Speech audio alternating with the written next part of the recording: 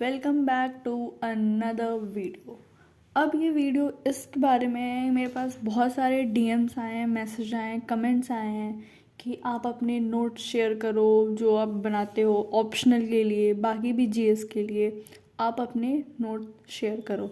मैंने एक बार अपनी वीडियो में अपने पॉलिटिकल साइंस ऑप्शनल का ये जो मेरी नोटबुक है इसमें मैंने क्रिस्प नोट्स बनाए हैं, ठीक है।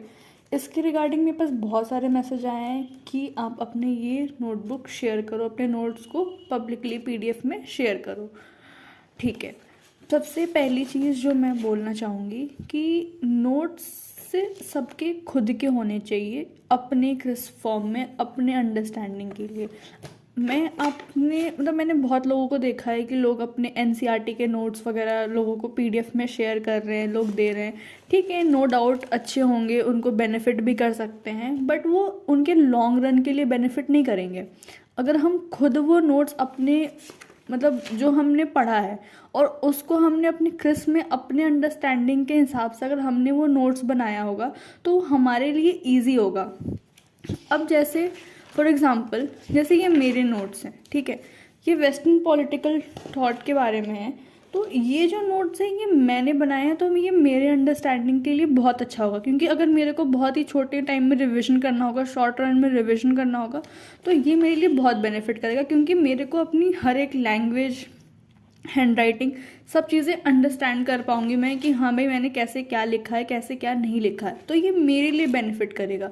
किसी और के लिए वो बेनिफिट नहीं कर पाएगा उसके लिए। और जो मैम के नोट्स हैं, अगर जो इंसान सिर्फ सेल्फ स्टडी से ऑप्शनल कर रहा है, सिर्फ मैम के नोट से, मेरे पास बहुत सारे मैसेज आए हैं, बहुत सारे मैसेज आए हैं कि इन चीज़ों के रिगार्डिंग कि आप क्या कर रहे हो, कैसे कर रहे हो, क्या नहीं कर रहे हो। तो सबसे पहले इस वीडियो में अपनी हर एक क्वेश्चन का मैं शायद इस चीज़ का क्लियर वो कर देती हूँ। सबसे पहली चीज़, मैं सिर्फ शुभ्रा मैम के नोट से ही अपना ऑप्शनल कर रही हूँ। मैं कोई कोचिंग क्लासेस, मैंने अभी तक कोई क्लासेस ज्वाइन नहीं किया। मैं सिर्फ मैम के नोट्स एंड अपने एक हेल्प के लिए मैंने प्रीवियस ईयर के एक बुक जिसमें ऑलरेडी आंसर्स हैं, बट इनके आंसर्स इतने बेनिफिशियल नहीं है, बट मैं इनके क्वेश्चन के रिगार्डिंग के लिए मैं इसको रेफ़र कर रही हूँ। और मैं सिर्फ इन दो चीज़ों से ही अपनी प्रिपरेशन कर रही हूँ, ठीक है। और ये जो नोट्स मैंने बनाए हैं ये इनके अंडरस्टैंडिंग के लिए बनाए हैं, कि अपने अंडरस्टैंडिंग के लिए, कि मेरे को जब शॉर्ट टाइम में रिविजन करना होगा तो मैं उसके लिए आराम से कर लूँगी, ठीक है।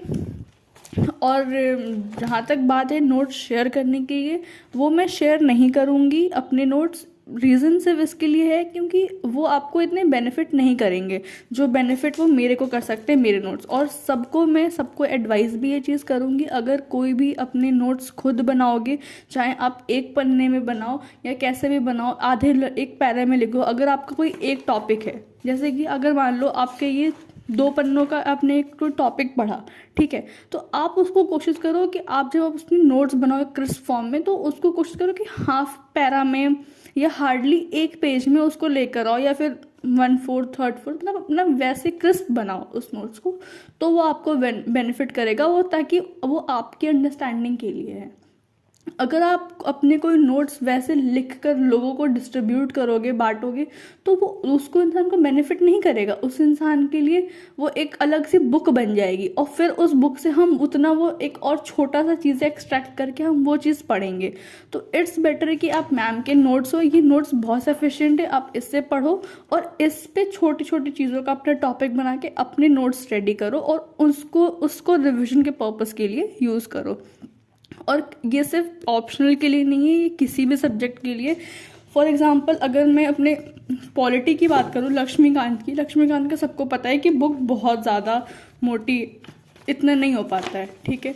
तो मैंने उस पर्पज़ के लिए क्या किया है, जैसे ये टॉपिक है पार्लियामेंट, तो मैंने अपने खुद के क्रिस्प नोट्स ऐसे रेडी कर लिए जो मेरे को अपने खासकर मेरे प्री के लिए बहुत यूज़ आ सकते हैं, मेंस के लिए भी आ सकते हैं। एक मेरे को रफ सी नॉलेज हो जाएगी कि मेरे को कोई टॉपिक पढ़ना है, बुक उठाने का मन नहीं है, मैंने ये उठाया, पार्लियामेंट रेडी हो गया, ऐसे। तो ये चीज़ आपके लिए बेनिफिट करेगा, सबके लिए नहीं, ठीक है। सो ये वीडियो बस इन चीज़ों के लिए था क्योंकि बहुत सारे आ रहे थे।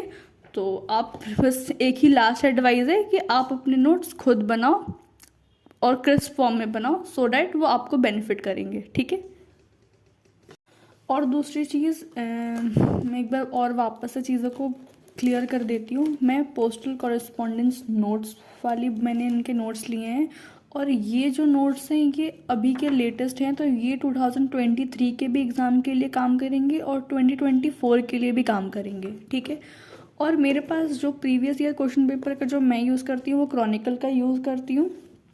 मैंने एक आता है विशाल पब्लिकेशन का, वो भी आता है, बट मेरे को वो नहीं समझ में आया जब मैं शॉप पे गई थी, क्योंकि इसमें है कि syllabus wise topic wise question है प्रीवियस ईयर के, और उसमें था कि आपको 2000 मतलब 1992 समथिंग से वो था, एक सेकेंड मुझे याद नहीं, हाँ 2011 से 2021 मतलब 10 ईयर्स के पेपर थे उसमें, तो वो ईयर वाइज थे, तो उसमें मैं डिफ्रेंशिएट नहीं कर पा रहे थे हम जब स्टार्टिंग में, अगर जिसके लिए वो न्यू है सब्जेक्ट तो वो इंसान डिफ्रेंशिएट नहीं कर सकता है कि ये मतलब कौन से टॉपिक से है, किस टॉपिक से, क्योंकि बहुत सारे टॉपिक्स बहुत सिमिलर है। क्योंकि जब आप वेस्टर्न पॉलिटिकल थॉट पढ़ोगे तो उसमें बहुत सारे, उसमें तो आपको समझ में आ जाएगा कि हाँ ये यहाँ से, पर जब आगे जाओगे वेस्टर्न पॉलिटिकल थॉट के बाद जब आप वॉल्यूम 2 वॉल्यूम 3 पे आओगे तो आपको सारे टॉपिक्स बहुत सिमिलर लगेंगी, एक से यहाँ से वहाँ कनेक्टेड चीज़ें हैं, तो वो मेरे को नहीं अच्छा लगा। बट मेरे को ये वाली बुक ज़्यादा अच्छी लगी है।